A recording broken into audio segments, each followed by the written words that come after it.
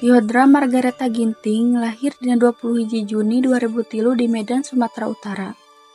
Minangka anak cikal tina dua duduluran.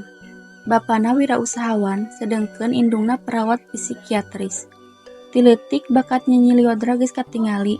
Nalika umur 4 tahun, anjeunna mimiti ilu biung dina lomba nyanyi di Medan. Sarta di Pikawano sanggup nyanyikeun lagu kalawan teknik vibrato anu luar biasa.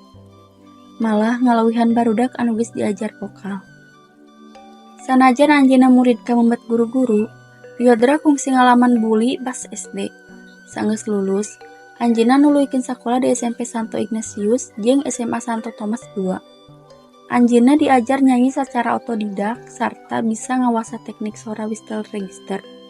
Salian ti nyanyi, anjeunna oge ngalakonan seni peran ngaliwatan teater sakola. Lyodra di Pikawano salaku jalma anu mandiri, leukeun jeung percaya diri.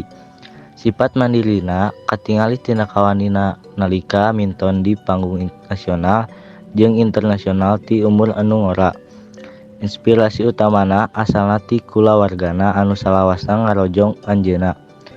Palasipah hirupna nyaeta usaha anu kuat jeung leukeun pasti bakal ngahasilkeun nu nyuggemakeun sakumaha anu katembong dina dedikasina. Tetep getol latihan vokal sanajan geus mibanda kamampuan anu luar biasa.